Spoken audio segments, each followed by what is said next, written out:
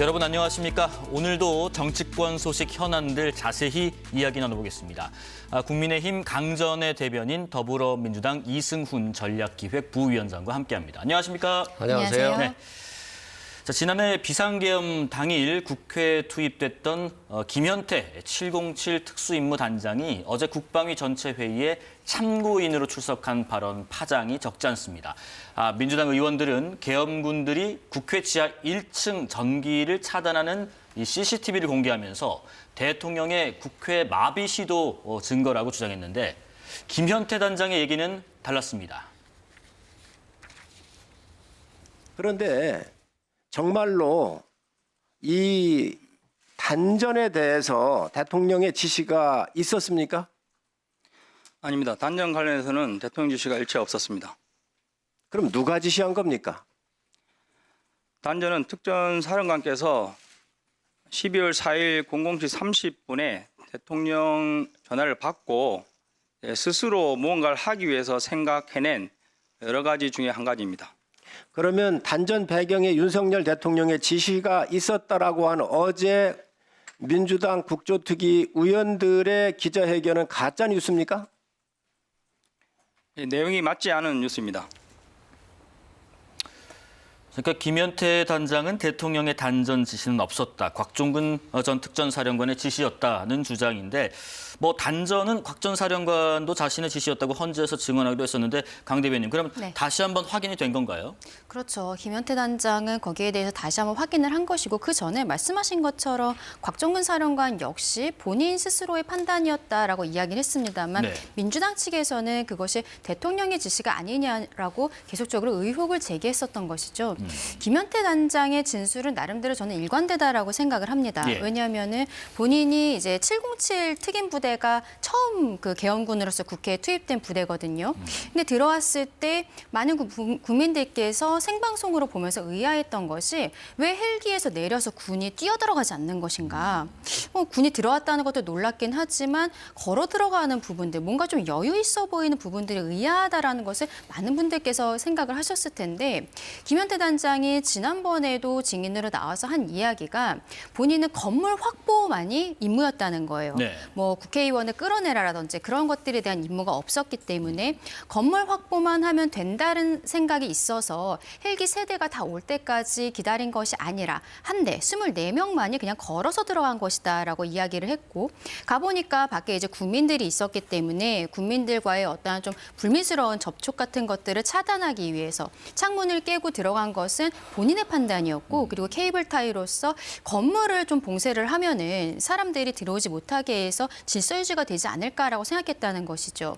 이러한 상황들을 봤을 때 707 특임 부대라는 것은 특별히 그렇습니다. 원래의 임무는 처음 유사시에 전쟁이 났을 때 북의 수뇌부를 원점 타격하는 부대거든요.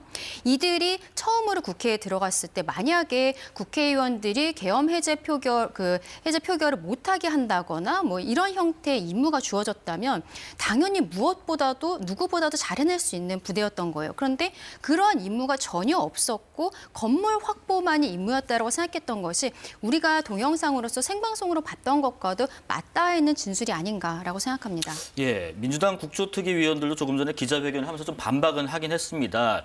이번에는 CCTV에 담긴 단전 시도를 두고 시력 테스트를 시키냐 하면서 민주당은 의원들을 끌어내려고 한 윤 대통령 지시를 수행하기 위한 것이다. 실질적인 단전 지시자는 윤 대통령이 아니겠느냐. 이런 주장 아니겠습니까? 그러니까 왜 자꾸 국회에서 이렇게 국민들께 한글 테스트를 하는지 모르겠어요. 그 맥락을 봐야 되는 거 아니겠어요?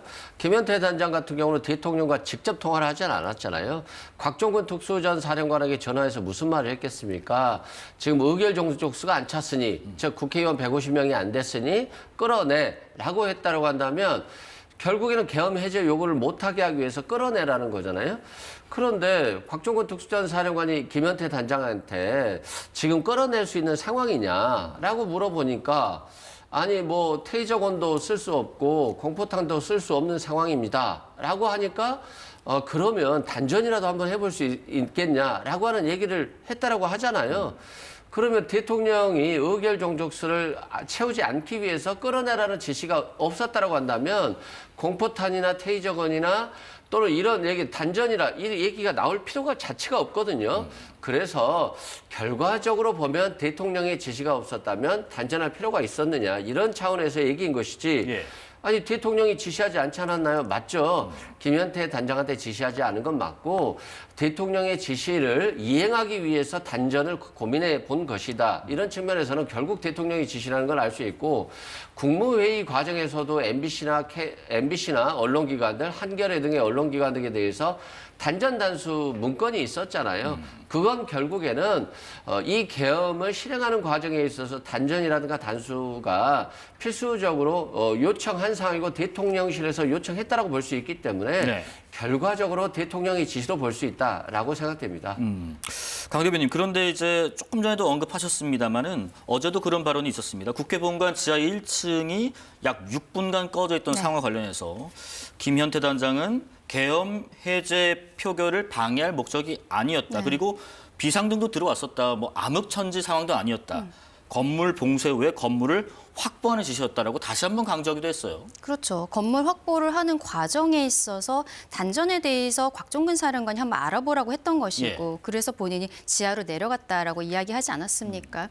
그런데 이 불을 내렸을 때 그때도 본인이 봤을 때 비상등이 바로 켜졌기 때문에 오히려 불을 껐는지 안 껐는지도 알 수 없을 정도의 상황이었었다라는 거예요. 그리고 본인들은 계엄 해제가 되었다라는 이야기를 듣고 또 바로 나왔다라는 이야기까지도 한 부분들이 있습니다.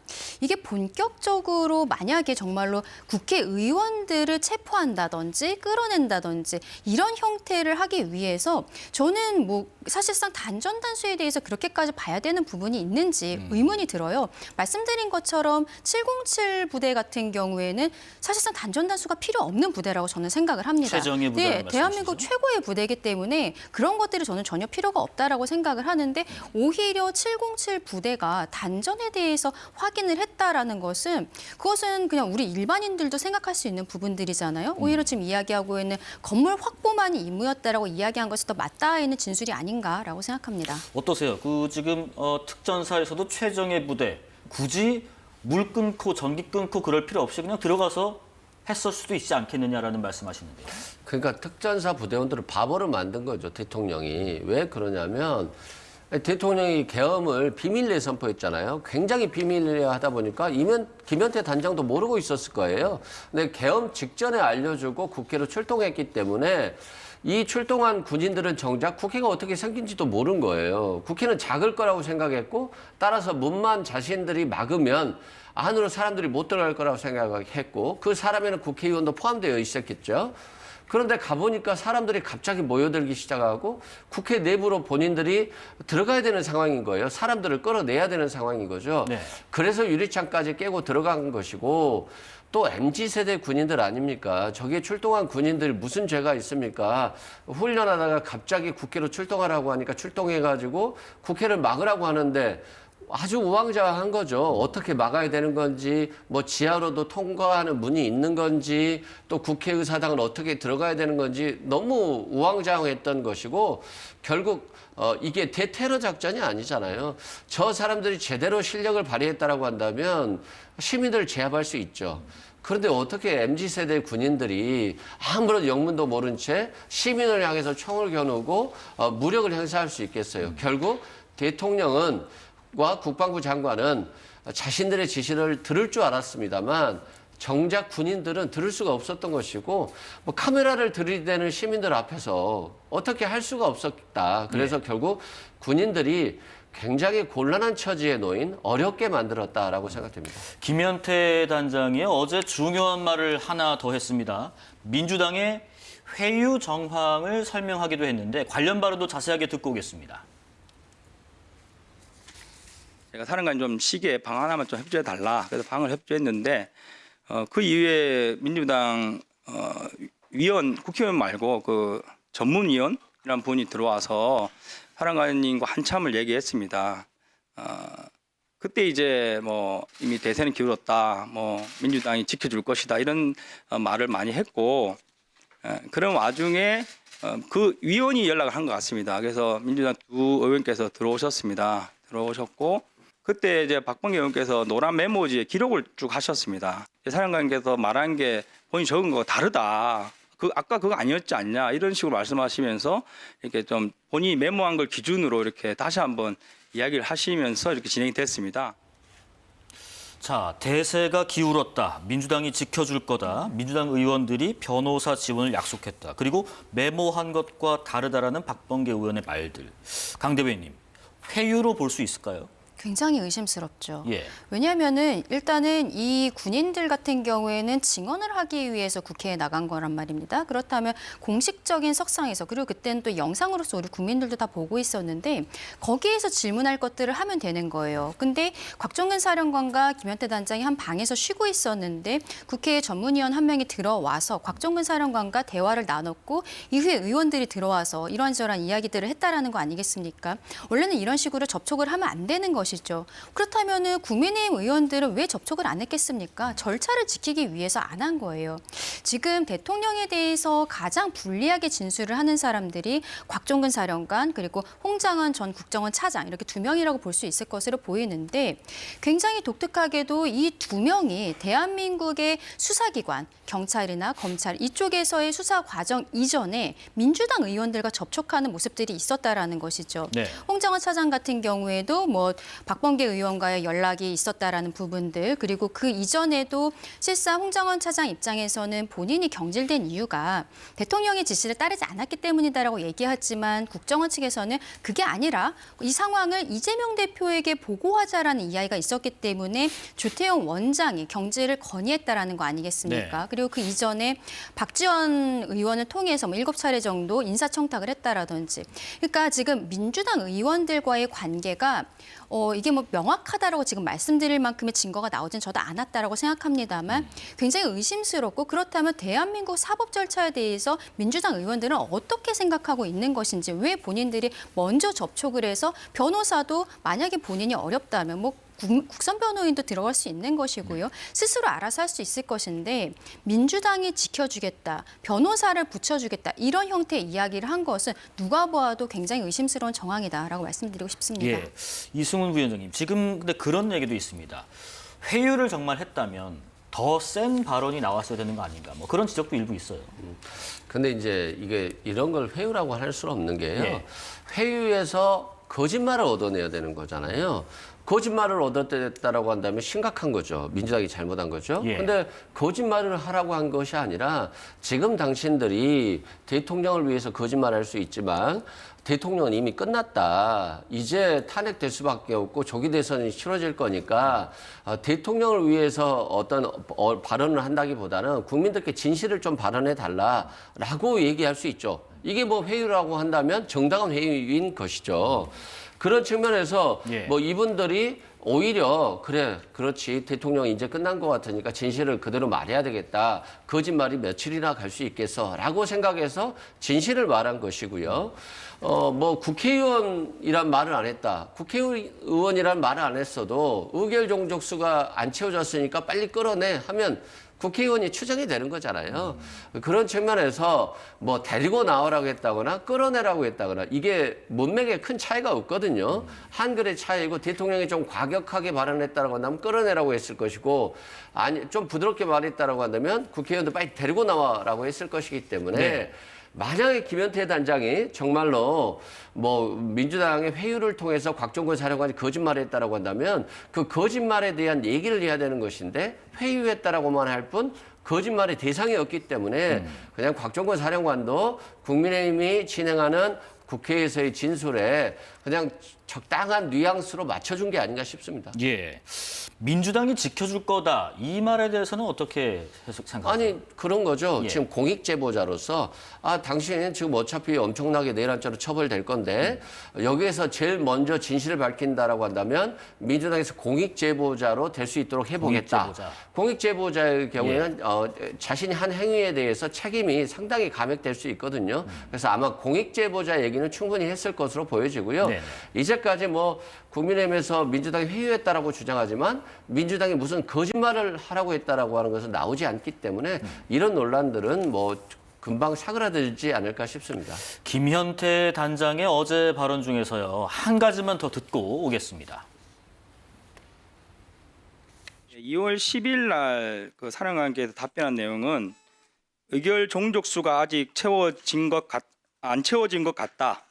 빨리 문을 부수고 들어가 안에 있는 인원들을 끄집어내라 이렇게 진술을 하셨고 자수서란 걸 내고 오셨는데 그 자수서 내용을 확인해 봤습니다. 자수서의 내용은 아직 국회 내에 의결 종족수가 안 채워진 것 같다. 국회 안으로 빨리 들어가서 의사당 안에 있는 사람들 빨리 데리고 나와라 이렇게 적혀 있습니다. 본인께서 진실되게 자수서를 쓴 내용에 국회의원, 본회의장 끌어내라는 단어는 없습니다. 그래서 이런 것들이 좀 변형되지 않았을까 하는 우려를 하고 있습니다. 검찰 자수서에는 의사당 안에 있는 사람들 데리고 나와라. 국회의원, 본회의장 끌어내라는 단어는 없었다. 그런데 하루 뒤에 국회 발언에서 끄집어내라로 달라졌다. 데리고 나와라. 끄집어내라. 약간 뉘앙스의 차이가 있는 것 같기도 한데 이게 회유로 인한 것인지 아닌지는 판단할 수 없지만은 강 대변인 발언 내용이 달라진 건 확실해 보이나요? 그렇죠. 지금 곽종근 사령관 같은 경우에는 본인이 좀 약한 워딩에서 말하자면 센 워딩으로 바뀐 것이 처음에 대통령에게 들은 이야기가 있는데 대통령과의 관계 때문에 그 말을 그대로 할 수는 없었다라는 취지로 이야기를 한 부분들이 있습니다. 네.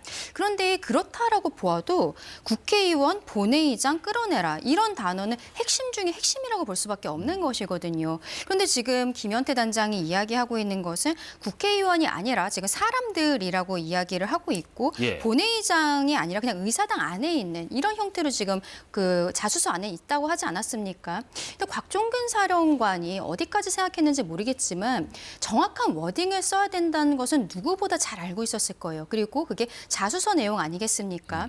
그렇다면 오히려 저는 곽종근 사령관이 자수서에 쓴 내용과 그 이후의 말이 왜 더 세지고 대통령에게 말하자면은 더 불리하게 이야기를 하게 된 것인지에 대해서는 지금은 김현태 단장이 대신 이야기를 하는 형태로 얘기를 하고 있습니다만 곽종근 사령관이 좀 스스로 밝혀야 되는 부분들이 있지 않을까라고 생각합니다. 이승우 부위원장님. 그런 얘기도 어제 나왔습니다. 이 과정에서요. 안규백 의원을 김 단장이 만났는데 그냥 보내주었다는 것도 의원들을 끄집어내라는 지시와는 다른 행동 아니겠느냐. 이런 얘기도 어제 일부 나왔습니다. 그러니까 어떤 상황을 이제 본인에게 유리하게 얘기하는 거죠. 형사적으로 자신들이 내란죄 부하 수행자나 중요 임무 종사자가 되는데 중요 임무 종사자가 되면 5년 이상이거든요. 예. 그래서 당연히 국회 그 의원이 지나갔으면 끌어내야 될 판에 그 의원이 못 들어가게 막았어야죠. 그런데 국방의 굉장히 위원회에서 의원으로서 오랫동안 활동한 의원을 자신이 막기는 어려웠던 거죠. 그러니까 대통령이 비상계엄을 갑자기 선포하고 그래서 갑자기 국회에 가기는 했고 국회의원들을 끌어내라라고는 하는데 본인들이 국회의원은 굉장히 어려운 상대로 생각을 했는데 막상 끌어내려고 하니까 굉장히 어려운 거죠. 국회의원이 옆에 지나가도 막을 수가 없는 거죠. 마찬가지로 군인들도 굉장히 최고의 정예 부대원들이잖아요. 예. 그런데 시민들이 한 거 하니까 뭐 저항을 못 하잖아요. 그건 뭐냐면 옆에서 바로 영상을 찍고 있잖아요. 그리고 그 영상을 본인들도 군부대에 있을 때 핸드폰으로 다 봐왔잖아요. 근데 자신의 모습이 찍힌 영상이 이제 앞으로 돌아다닐 줄 아는데 아무리 그게 대통령의 지시고 특전사령관의 지시라 할지라도 순식간에 이게 불법이라는 걸 알잖아요. 국회의원들 쫓아내고 끌어내려고 한다면 폭력을 써야 되고 위력을 써야 되는 것인데 예. 결국 못했고 그래서 윤석열 대통령이나 김용현 전 장관이 정말 어리석었다.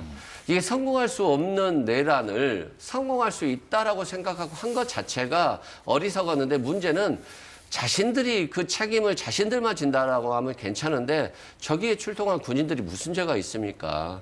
그러니까 본인들도 좀 살아야 되는데 예. 참 살기 어려운 상황이어서 그 뉘앙스나마 자신들에게도 좀 유리한 뉘앙스를 택하고 있다 이렇게 생각됩니다.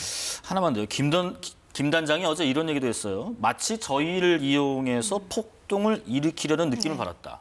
왜 이런 느낌을 받았다고 보세요? 지금 그 이야기를 한 그 전체적인 맥락을 예. 봤을 때는 우리가 영상으로 그때 보았듯이 군은 군대 그 창문을 깨고 들어갔습니다만 그 이상의 어떤 폭력적인 행위들은 하지 않았거든요. 예. 그런데 그 안에 있었던 보좌진이라든지 국회 직원이라든지 이런 사람들이 뭐 이렇게 가구 같은 것들 앞에 뭐 쌓아놓기도 하고 그리고 소화기를 터뜨리고 좀 네. 이렇게 오히려 그쪽에서 더 폭력적인 모습들이 있었던 것이죠. 그걸 우리가 영상으로 다 보았는데 김현태 단장 입장에서는 약간 그 폭력을 유도하는 듯한 느낌이 있었다라는 이야기를 한 것으로 보입니다. 그러면 만약에 그때 군에서 어떤 감정적인 뭐 동요라든지 이런 것들이 있어서 이게 힘으로 제압을 하게 됐을 때는 정말로 큰 일이 일어나지 않았겠습니까? 근데 앞서 말씀드린 것처럼 707 부대 같은 경우에는 뭐든지 다 할 수 있는 부대거든요. 그럼에도 불구하고 본인들은 건물 확보만이 임무였다라고 생각했기 때문에 안규백 의원도 지나가는데 그냥 지나가고만 말았고 지금 본인들에게 소화기를 터뜨리고 뭐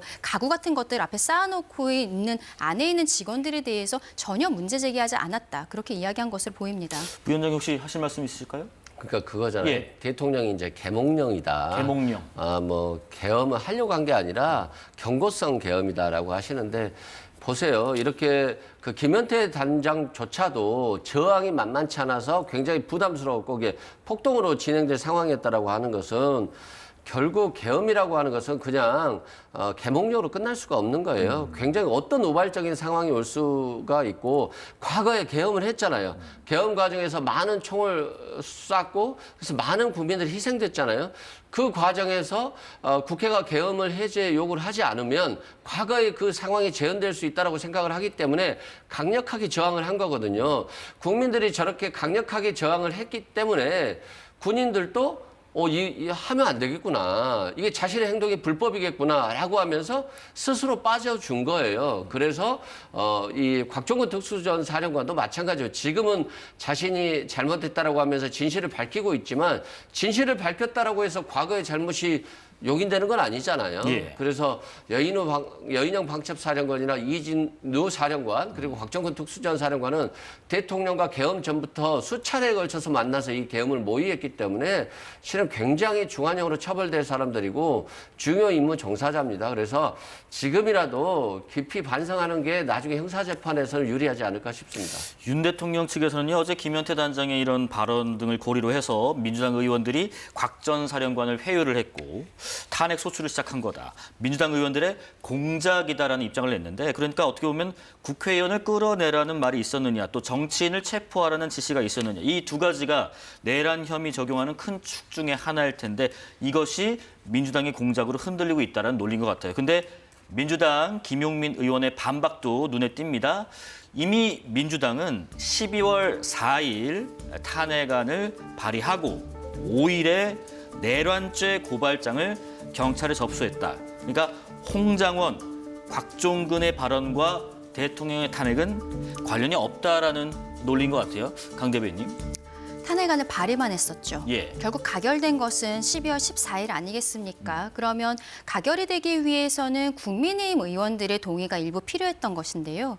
그렇기 때문에 오히려 내란 프레임을 더 씌운 것이 아니냐라는 이야기가 나오는 것이죠. 네네. 헌법재판소에서 탄핵 그 과정에 있어서 내란죄 부분을 뺐을 때 안철수 의원도 만약에 그 내란죄가 없었다면 그 탄핵소추 사유에 없었다면 나는 찬성하지 않았을 것이다라고 이야기하면서 사기 탄핵이다라는 이야기를 했었잖아요. 예. 민주당 입장에서는 당시에 대통령의 탄핵을 가결시키기 위해서는 국민의힘 의원들의 동의가 필요했었던 것이고 그러기 위해서는 이러한 내란 프레임 같은 것을 씌워서 제대로 확인되지 않은 부분들을 마치 사실인 것처럼 이야기하면서 호도하는 것이 필요하지 않았었나라고 생각합니다. 중요한 알맹이가 빠졌다는 말씀을 하시네요.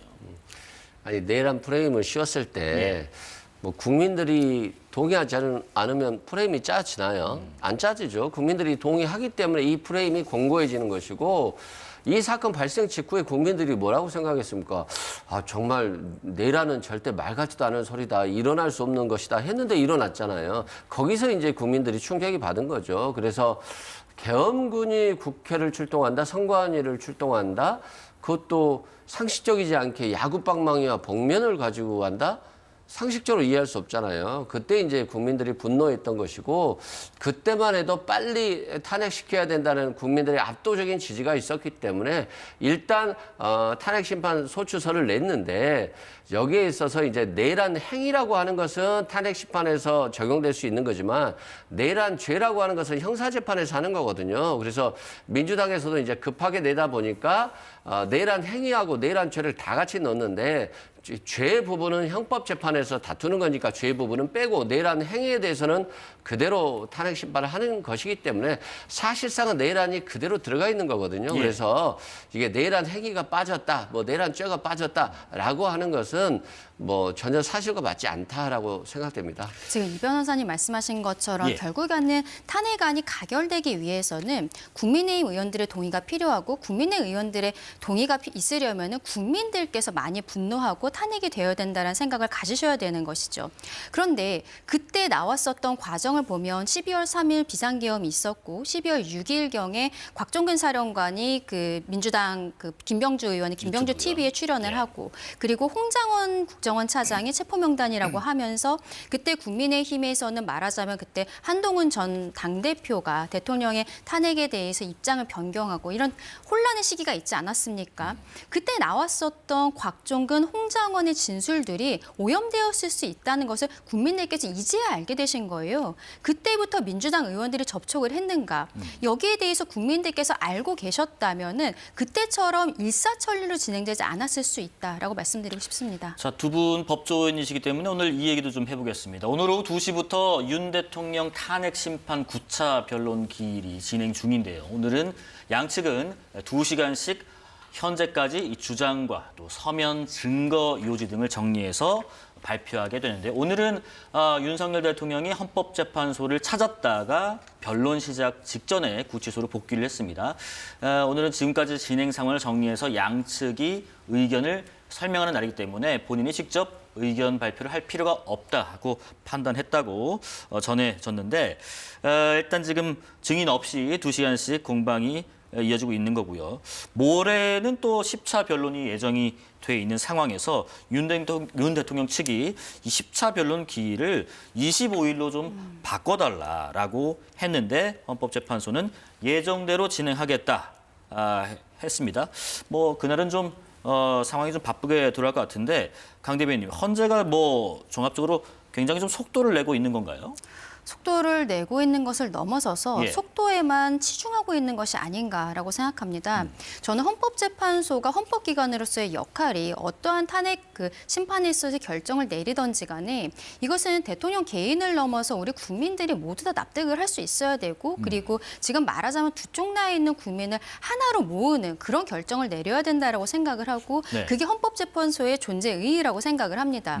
그런데 지금처럼 이제 목요일에 원래 예정이 되었었던 10차 기일에 있어서 대통령 측에서 기일을 그 다음 주로 미뤄달라고 이야기한 것은 그날 형사재판 공판준비 기일이 있는 것이거든요. 예. 공판준비 기일만 있는 것이 아니라 지금 대통령의 입장에서는 구속 취소 심리가 굉장히 중요한 부분인데 구속 취소 심리도 있다는 거예요. 그 부분은 대통령이 직접 출석을 할 것으로 지금 예정이 되어 있습니다. 네네. 그렇다면은 지금 또 헌법재판소 사건과 형사 사건에 있어서 변호인이 대부분 다 겹쳐 있는 상황들이거든요. 그러면 오전에 구속 취소 사건 그리고 공판 준비 기일에서 앞으로의 내란죄 사건을 어떻게 정리할 것인지를 준비해야 되는데 헌법재판소가 그날 오후에 오늘처럼 증인이 없는 날도 아니고요. 3명의 증인이 나오고 특히나 앞서 말씀드린 것처럼 뭐 홍장원 차장이 그날 증인으로 다시 출석을 하는 날입니다. 재판에 있어서 굉장히 준비할 게 많아요. 이게 방어권 보장이 되어야 되고 거기에 대해서 충분히 납득을 해야만 어떤 결론이 나든 간에 우리 국민들이 받아들일 수 있다고 생각하는데 예. 이 10차 변론기일에 있어서의 그 재판이 분명히 겹친다는 것을 알고 있음에도 불구하고 형사사건은 오전이고 헌법재판은 오후니까 괜찮아라고 이야기하는 헌법재판소의 이 결정은 굉장히 유감이다라고 예. 말씀드리고 싶습니다. 지금 말씀하신 것처럼 속도에만 너무 치중하고 있다. 더군다나 20일에는 한덕수 총리, 홍장원 전 차장, 또 조지호 경찰청장까지 증인으로 출석할 예정인데 이 너무 준비할 수 있는 방어권 보장 측면에서 너무한 거 아닌가 하는 주장이 있습니다. 그러니까 속도에 치중한 건 맞죠. 예. 왜 그러냐면 윤석열이라는 분이 대통령이잖아요. 대통령이기 때문에 속도가 날 수밖에 없다. 지금 대한민국의 공백 상태가 지금 벌써 한 2개월, 3개월 가까이 되고 있잖아요. 트럼프 대통령과 전화 통화한 분이 없잖아요. 대한민국이라고는 경제 10위권의 국가가 미국 대통령이 당선됐는데 통화조차도 못하는 상황이고 이런 상황은 굉장히 심각한 상황이다라고 라고 말씀드리고요. 예. 경제, 외교, 안보, 국방, 통일 모든 것을 통할하는 대통령이기 때문에 그 공백을 지속할 수 없어서 탄핵 심판을 빨리 해서 대통령이 중대한 직무집행에 위법이 없다라고 한다면 복귀시켜서 대통령직을 수행할 수 있도록 하는 것이고 직을 도저히 수행할 수 없다라고 하면 탄핵을 인용해서 새로운 대통령을 뽑게 하는 것이거든요. 그래서 윤석열 대통령이 대통령이기 때문에 불가피하게 받아들일 수밖에 없는 숙명이다라고 생각이 되고요. 또 지금 형법재판은 오전이잖아요, 오전. 예. 오전이기 때문에 기존의 많은 재판 과정을 통해서 이미 대부분 다 준비가 됐었어요. 그래서 오전과 오후이기 때문에 헌법재판소에서 아마 연기를 안 한 것 같고요. 저는 연기될 수도 있다라고 봤던 이유 중에 하나가 국민의힘이나 대통령이 추천한 헌법재판관들이 버티기를 하면서 연기해야 된다라고 한다면 사실상 연기할 수밖에 없는 상황이 올 수 있거든요. 그럼에도 불구하고 연기가 안 됐다라고 하는 건 국민의힘 추천 또는 대통령 추천 몫의 헌법재판관들도 이 대통령 측의 재판 연기 요청이 좀 부당하다라고 본 것이에요. 그래서 탄핵 가능성이 더 높아지고 있다라고 보는 것이고요. 예. 헌법재판은 헌법재판은 성질에 반하지 않는 한도에서 형사재판을 준용하기 때문에 헌법재판은 재량권이 참 많다라고 말씀드립니다. 예. 지금 대통령에 대해서 뭐 8차례 변론기를 재판부에서 직권으로 정했을 때 그때도 일주일에 2번씩 한다는 것에 대해서 변호인 측에서 굉장히 좀 반발했었거든요. 그런데 묵살을 하고 그리고 심지어 증인 신문을 하루에 3명씩 했습니다. 그러면 일주일에 6명의 증인이 나오는 거예요. 네. 그거를 실질적으로 법조계에서 봤을 때는 이 대통령 탄핵 심판에 있어서 일주일에 6명을 증인 신문한다? 굉장히 어려운 것이죠. 그리고 문제는 뭐냐면 이 증인들이 한 명 한 명에 대해서 사실상 확인할 것이 굉장히 많아요. 근데 시간이 너무 정해져 있고 헌재에서 초시계까지 쓰면서 하다 보니까 실질적으로 완벽하게 증인 신문을 하지는 못한 부분들이 있습니다. 그래서 이분들에 대해서 증인 신문에서 나오지 않은 내용들에 대해서 그렇다면 어떻게 할 것인가? 헌법재판소에서는 지금 그 검찰에서의 피의자 신문 조서를 증거로 가져다가 쓰겠다라는 거예요. 네네. 그러면은 이게 지금 형사소송법이 개정이 되었기 때문에 박근혜 전 대통령의 탄핵 상황이랑은 다르거든요.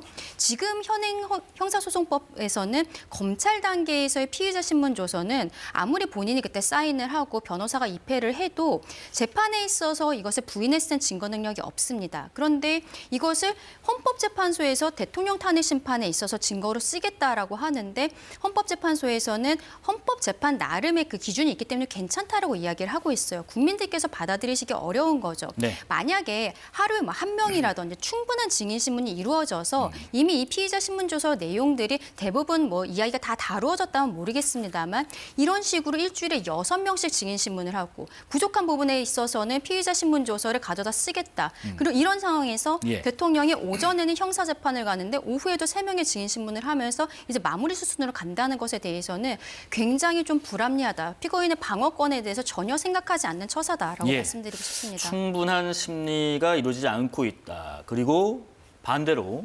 대통령 탄핵이라는 어떻게 보면 지금 상황에서 더 시간을 끌기 어려운 정도로 빨리 진행을 할 필요가 있는 중요한 부분이라는 말씀 해주셨습니다.